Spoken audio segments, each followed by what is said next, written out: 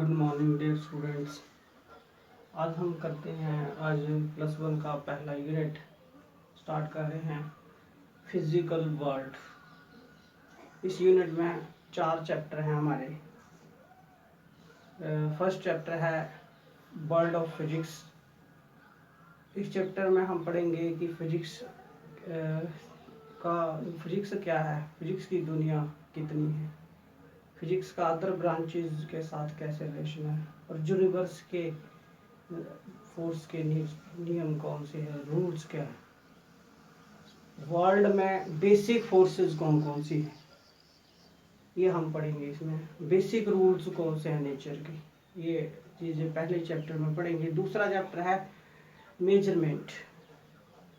Second chapter है system of units and measurement, कि क्वांटिटियों को मापने के लिए कौन कौन सी सिस्टम यूनिट यूज़ किए गए हैं, कितने तरह के होते हैं, यूनिट क्या होती है, मेजरमेंट कैसे करते हैं, कौन कौन सी यूनिट्स बन चुकी हैं, ये हम पढ़ेंगे। उसके बाद थर्ड है नया चैप्टर, आपने कभी नहीं पढ़ा, डायमेंशन एंड डायमेंशन एनालिसिस, और last chapter errors and significant figures. तो आज फर्स्ट चैप्टर कर रहे हैं start, physical world. Physical world पहला चैप्टर। तो सबसे पहले हमारा यही क्वेश्चन है कि फिजिकल वर्ल्ड क्या होता है। फर्स्ट है फिजिकल वर्ल्ड, ये क्या होता है, फिजिकल वर्ल्ड क्या होता है। तो फिजिकल वर्ल्ड होता है जो जितना भी रीजन हमारे चारों है, the whole region around us is called physical world. Surrounding में जितना भी रीजन है उसको फिजिकल वर्ल्ड बोलते हैं। तो इसकी डेफिनेशन क्या होती है, the whole world around us called physical world। Next topic है व्हाट इज साइंस। साइंस क्या होती है, व्हाट इज साइंस, और ये वर्ड कैसे आया, साइंस कैसे बना। तो ये जो साइंस में एक लैटिन लैंग्वेज होती है, लैटिन लैंग्वेज, लैटिन लैंग्वेज में एक वर्ड आता है साइंटिया। साइंटिया जिसका मतलब होता है टू नो, किसी के बारे में जानना, और नॉलेज फाइंड करना, ये मीनिंग होता है इसका। लैटिन लैंग्वेज में एक वर्ड साइंटिया था जिसका मतलब था नॉलेज को फाइंड करना, किसी भी चीज़ के बारे में उसका पता लगाना, उसके बारे में जानना। तो स्टार्टिंग में क्या था कि ह्यूमन जो था उसको बड़ी उत्सुकता रहती थी, वो देखता था नेचर में जो चीज़ें हो रही हैं, फिनोमिने हो रहे हैं, तो उन जैसे कि रात दिन क्यों बदलते हैं, रात दिन क्यों रेपिटेशन, सुबह देखते हैं कि सन इधर से निकलता है, शाम को इधर से होता है, इधर ही क्यों जाता है, रेनबो बनता है, जब बड़ी बारिश होती है तो रेनबो बन जाता है, डेज नाइट रिपीट होते रहते हैं, प्लैनेट जो है वो इलिप्टिकल पाथ में घूमते रहते हैं। तो ऐसे ही कई फिनोमेने, लाइट पड़ने पर रिफ्लेक्ट क्यों करती है, या नदियों का पानी नीचे को जाता है, डाउन जाता है, जब बारिश होती है तो पानी नीचे ही क्यों गिरता, ऊपर क्यों नहीं आता। तो ऐसे कई फिनोमेने और भी थे जो ह्यूमन के माइंड में आ रहे थे, तो उनके बारे में वो जानना चाहता था। तो इसके लिए उसने क्या किया, लैब में काम किया, नेचुरल फिनोमेने जो हो रहे थे उनको ऑब्जर्व किया, और फिर जाके लैब में काम किया उन्होंने।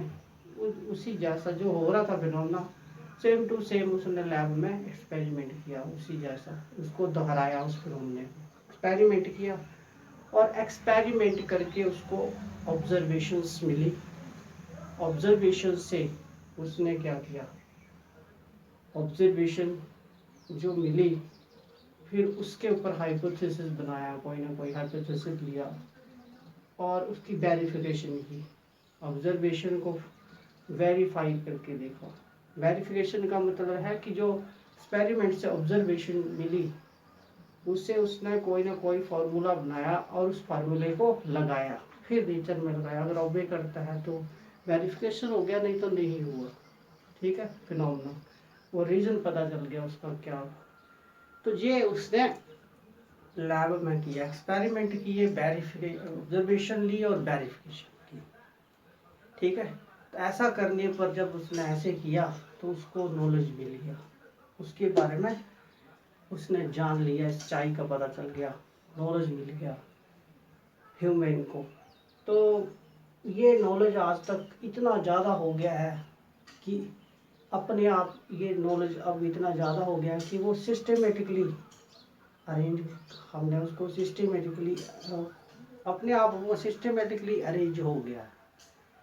तो ये अरेंज हुआ, सिस्टमेटिकली अरेंज हुआ आज तक का जो नॉलेज नेचुरल फिनोमेना के बारे में ह्यूमन ने गेन किया है, इसी को हम साइंस बोलते हैं। This is called science. तो साइंस क्या है, इसकी पहली डेफिनेशन है science the knowledge which human have obtained by experimentally observations and verifications called science। एक डेफिनेशन ये है। दूसरी डेफिनेशन आइंस्टाइन ने दी थी। आइंस्टाइन ने बोला कि जब ह्यूमन को उत्सुकता रहती है नेचुरल फिनोमेना के लिए जानने के बारे में, तो वो कुछ उन्होंने अटैम्प्ट किए, सिस्टमेटिक अटैम्प्ट किए। क्या अटैम्प्ट? यही एक्सपेरिमेंट किया, ऑब्जर्वेशन और वेरिफिकेशन, इन्हीं को हम अटैम्प्ट बोलते हैं। तो जो हम किसी चीज़ फिनोमेना के बारे में जो हमने अटैम्प्ट किए, उनके बारे में नॉलेज लेने के लिए, उन्हीं अटैम्प्टों को हम क्या बोलते हैं? Science. That attempts called science. तो ये बड़ी नोबेल प्राइज विनर है ये। The attempt, the systematic attempt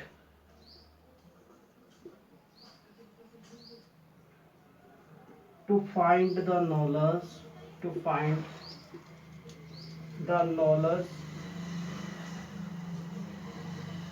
called science। अच्छा, ये साइंस, तो ये जो नॉलेज था आज इतना ज़्यादा हो चुका है कि इसको जो नॉलेज है इसको याद करना और एक्सप्लेन करना, इंटरेस्टिंग बनाना बहुत कठिन है, इजली याद नहीं कर सकते। तो इसके लिए क्या करते हैं? This knowledge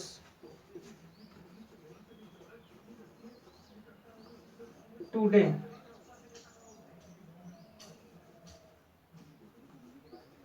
becomes so vast that they cannot be remember easily।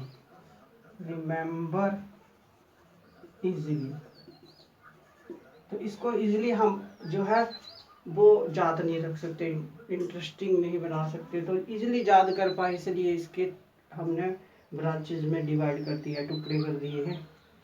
So it is divided into various branches. तो इसको अलग अलग ब्रांचेस में डिवाइड किया गया है। तो कौन कौन सी ब्रांचेज हैं अब ये साइंस की, वो हम पढ़ते हैं नेक्स्ट।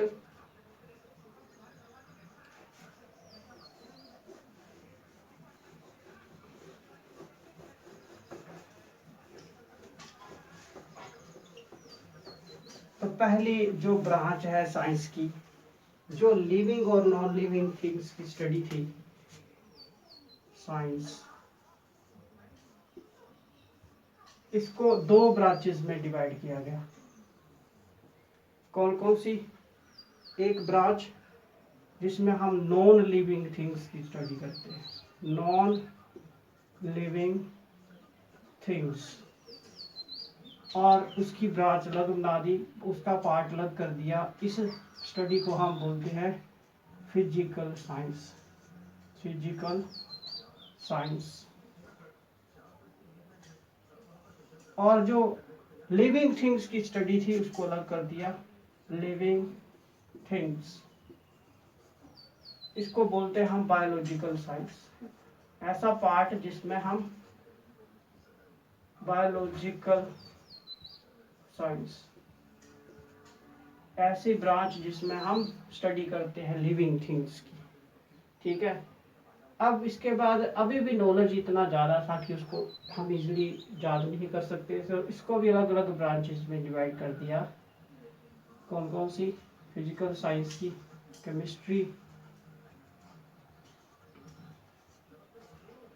Physics, maths. तो इसको तीन ब्रांचेस में डिवाइड किया गया। फिर ये जो बायोलॉजिकल साइंस थी इसको भी मैनी ब्रांचेस में डिवाइड किया गया, botany, zoology, ornithology, entomology.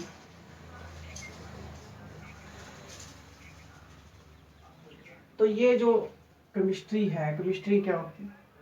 Chemistry क्या है?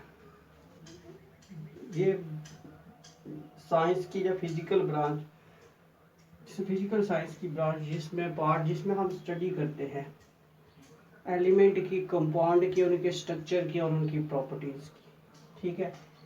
अच्छा, फिजिक्स ये बाद में देखते हैं। मैथ्स जिसमें हम कैलकुलेशंस की स्टडी करते हैं, मल्टीप्लिकेशन, डिवीजन, एडिशन, सब्ट्रैक्शन। ठीक है। तो ये तो आप मैथ्स में पढ़ोगे, केमिस्ट्री में हम पढ़ेंगे यहाँ फिजिक्स। फिजिक्स स्टार्ट करेंगे। बॉटनी, बॉटनी भी पढ़ा होगा आपने, स्टडी ऑफ प्लांट्स, इसमें प्लांट्स की स्टडी करते हैं। जूलॉजी, जूलॉजी क्या है? स्टडी ऑफ एनिमल्स, एनिमल्स की स्टडी करते हैं। और इंथोलॉजी, स्टडी ऑफ वर्ड्स, इसमें वर्ड्स की स्टडी करते हैं। और इसमें इंसेक्ट की स्टडी, जो इंसेक्ट है उनकी स्टडी करते हैं यहाँ पर। तो ये जो वेरियस ब्रांचेज है, तो हम तो सिर्फ फिजिक्स पढ़ेंगे, तो हम फिजिक्स से स्टार्ट कर रहे हैं। बाकी अदर्स ब्रांचेज में आप पढ़ोगे, तो फिजिक्स स्टार्ट कर रहे हैं। तो पहला कि what is physics. First, what is physics. हम देखते हैं नेचर में कि जो पानी है वो जब बारिश होती है तो पहाड़ों से नीचे आता है, नीचे को ऊपर नहीं होता है। मकान पे पानी पड़ता है, फिर वो आंगन में जाता है, फिर नदियों में बह जाता है, ऊपर को पानी नहीं जाता। तो इसका मतलब कोई ना कोई, हम समझना चाहते हैं ऐसा क्यों, इसका रूल क्या है, कोई ना कोई नियम ऐसा ही क्यों है, इसको हम समझना चाहते हैं। या फिर जब बारिश होती है तो 7 कलर हमें दिखाई देते हैं, वो क्यों दिखाई देते हैं, इसको हम समझना चाहते हैं। मतलब नेचर को हम, नेचर के नियम क्या है उसको समझना चाहते हैं, और नेचर किससे बनी है ये भी हम समझना चाहते हैं। तो ऐसा पार्ट जिसमें हम नेचर और रूल, नेचर के जो रूल है उनकी स्टडी करते हैं, जिनको फिनोमेने बोलते हैं, नेचुरल फिनोमेने या प्रोसेस बोलते हैं। तो ऐसी ब्रांच को हम फिजिक्स बोलते हैं। ठीक है। तो फिजिक्स क्या हुई? Physics the branch in which we study the nature and rules of nature and rules of nature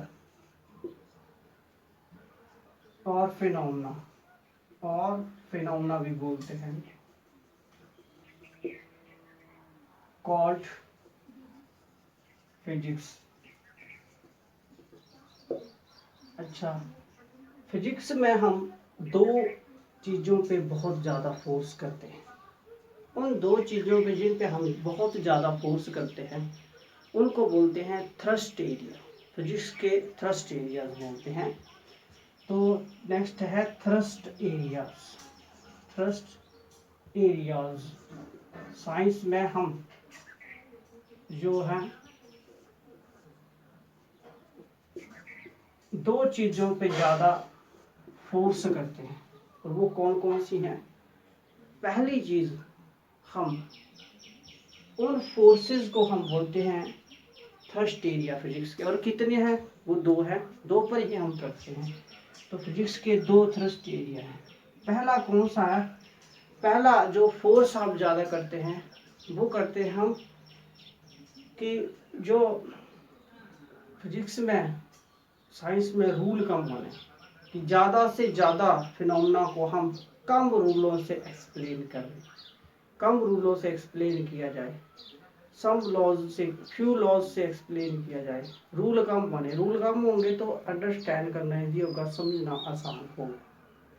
तो पहला फोर्स है the force which used to explain the phenomena in terms of few laws and few concepts called unification। इस force को हम बोलते हैं unification. तो पहला जो थ्रस्ट है फिजिक्स का वो है यूनिफिकेशन।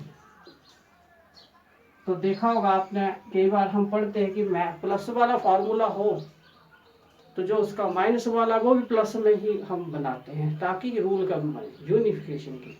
ठीक है। तो यूनिफिकेशन फर्स्ट थ्रस्ट एरिया होता है फिजिक्स का। क्या है ये? The force which explain the force which explains the phenomena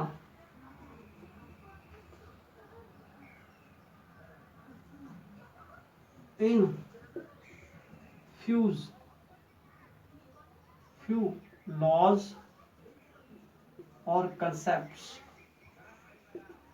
called unification. इसको हम यूनिफिकेशन बोलते हैं। आगे है हमारा यूनिफिकेशन के बाद है दैट इज रिडक्टोनिज्म।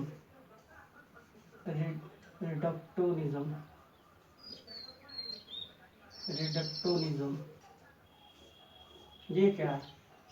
हम दूसरी कोशिश ये करते हैं जो कठिन फिनोमेने, कॉम्प्लेक्स फिनोमेने होते हैं, जो फिनोमेने बहुत कॉम्प्लेक्स होते हैं, बड़े लेंथी होते हैं, तो उनको समझना बहुत कठिन है, इजी नहीं है उनको अंडरस्टैंड करना। तो हम क्या करते हैं, हम उनको सिंपल पार्ट्स में ब्रेक कर देते हैं। कोशिश रहती है कि कॉम्प्लेक्स फिनोमेना को सिंपल पार्ट्स में ब्रेक किया जाए, फ्यू कंसेप्ट सिंपल पार्ट्स में ब्रेक किया जाए।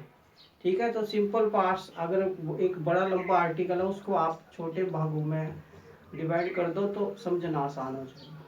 ठीक है। तो ज़्यादा साइंस में हम दूसरा जो है ज़्यादा फोर्स करते हैं कि एक्सप्लेन करने की सिंपल पार्ट्स में कॉम्प्लेक्स को। इस फोर्स को हम बोलते हैं रिडक्टोनिज्म। ठीक है। The force used to explain the complex phenomena in simple parts called reductionism। called reductionism। ठीक है। नेक्स्ट है हमारा कंसेप्ट साइंटिफिक मेथड। क्या होता है? तो फिजिक्स में हम इन दो चीज़ों पे ज़्यादा फोर्स करते हैं। आगे है next scientific method. Scientific method क्या होता है हमारा?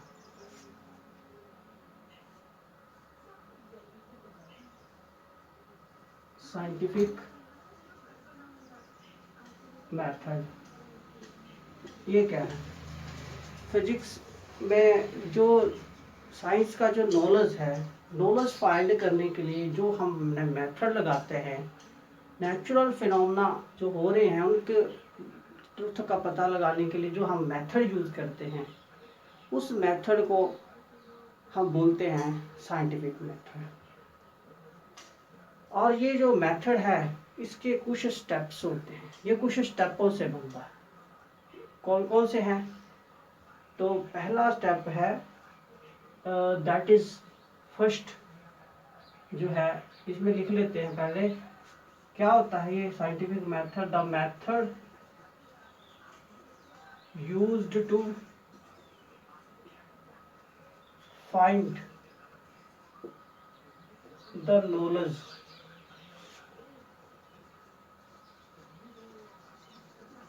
About natural phenomena called scientific method. It is made up some concept steps. It is made up with some concept steps.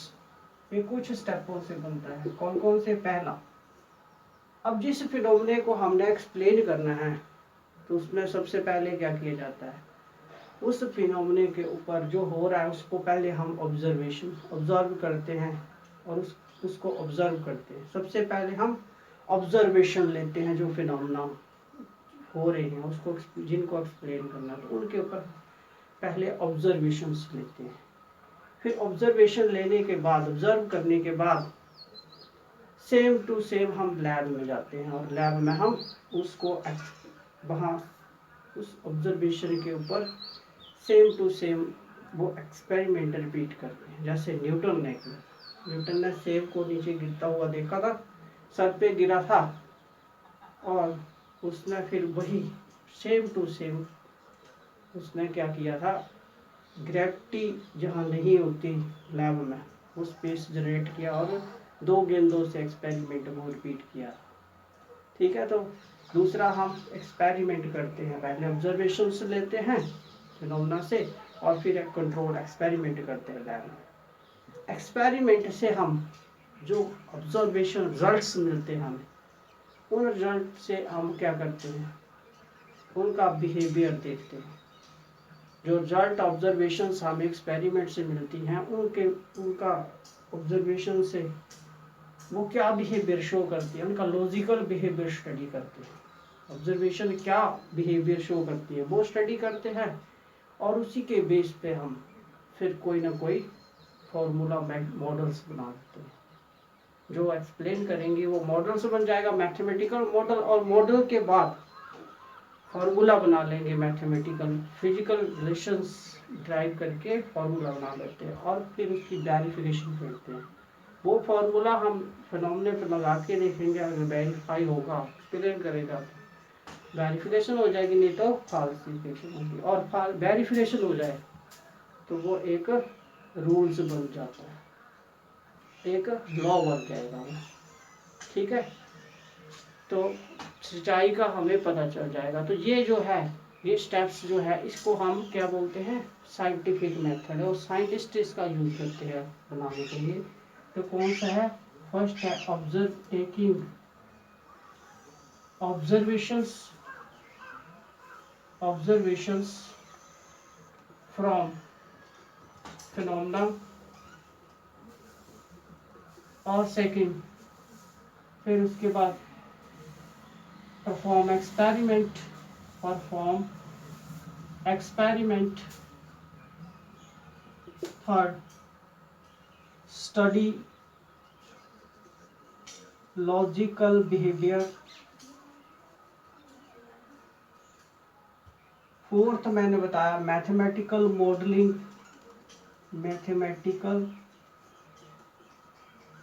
Modelling, और लास्ट वेरिफिकेशन और फॉल्सिफिकेशन। या तो वेरिफिकेशन हो जाएगी या फिर फॉल्सिफिकेशन हो जाएगी। तो साइंटिस्ट यही मेथड यूज करते हैं। साइंस में जितने भी स्टडी एक्सपेरिमेंट आपके लॉज बनते हैं तो वह ऐसे, कोई भी लॉ या थ्योरम बनती है तो उनको इन ऑब्जर्वेशन के अंदर जाना पड़ता है। ठीक है, तो ये पता होना चाहिए, वेरी इंपॉर्टेंट चीज। ठीक, आगे है साइंटिफिक थ्योरी। साइंटिफिक थ्योरी ये क्या होती है? साइंटिफिक थ्योरी तो आज तक कोई भी फाइनल, साइंस में कोई चीज़ फाइनल नहीं होती। पुरानी चीज़ें बन रही हैं, पुरानी चीज़ें जो है, पुरानी थ्योरीज फेल हो रही हैं, नई बन रही हैं। तो साइंस में कोई भी आज तक फाइनल चीज़ नहीं होती, जो बन रही है वो फेल भी होती। ठीक है, बट जो, जैसे एग्जांपल लेते हैं कि पहले केपलर्स था, प्टोलेमी की थ्योरी थी कि अर्थ जो है वो सेंटर पे है, बाकी सारे उसके चारों ओर प्लैनेट घूमते हैं, सन घूमता है। पहले थ्योरी ये थी, इसको बोलते हैं जियोसेंट्रिक थ्योरी। फिर आई इसके बाद हेलियोसेंट्रिक, कि सन सेंटर पे है और बाकी सारे उसके चारों ओर घूमते हैं। फिर केपलर का आ गया कि इलिप्टिकल पाथ में घूमते हैं। फिर न्यूटन का ग्रेविटेशन आ गया। ठीक है, तो इस ढंग से एक थ्योरी बन रही है, लॉ बन रहा है, फेल हो रहा है, दूसरा बन रहा है, दूसरा फेल हो रहा है, बट फिनोमेना तो एक्सप्लेन हो रहा है। उसने एक्सप्लेन तो कर दिया कि प्लैनेट सन सेंटर में है और बाकी घूम रहे हैं, इलिप्टिकल में घूम रहे हैं, तो फिनोमेना तो एक्सप्लेन हो रहा है। तो कुछ लॉज या फिर कुछ कंसेप्ट जिनकी टर्म में फिनोमेना हमारा एक्सप्लेन हो जाए, उसको हम साइंटिफिक थ्योरी बोलते हैं, उसको थ्योरीज बोला जाता है। तो जितने भी लॉज बने हैं सारे ये थ्योरी है। ठीक है, तो साइंटिफिक थ्योरी क्या है?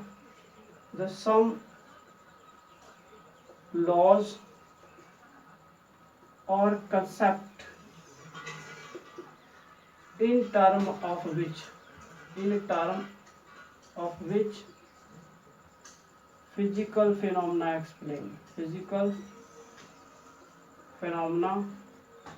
एक्सप्लेन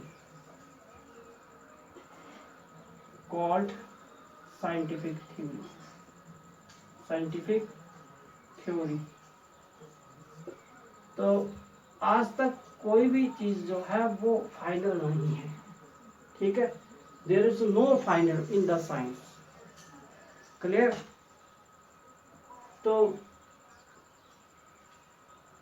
इसका जो आज जहाँ तक की करेंगे, नेक्स्ट चैप्टर में हम पढ़ेंगे फिजिक्स का, व्हाट इज फिजिक्स और उसकी ब्रांचेस क्या है, स्कोप क्या है, फिजिक्स कितनी फैली है, फिजिक्स एक्साइटमेंट कितनी है फिजिक्स की, अदर जो ब्रांचेस साइंस की हैं उनमें को बनाने में क्या इसका रोल है। तो हम देखेंगे, प्रूव करेंगे कि अदर ब्रांचेस जितनी भी बनी हैं उसमें फिजिक्स की बड़ी इन्वॉल्वमेंट है उनको बनाने में। अगर फिजिक्स नहीं होती तो अदर ब्रांचेस कभी नहीं बनी थी। तो सभी दूसरी ब्रांचेस को डेवलपमेंट करने में फिजिक्स की रोल रहा है।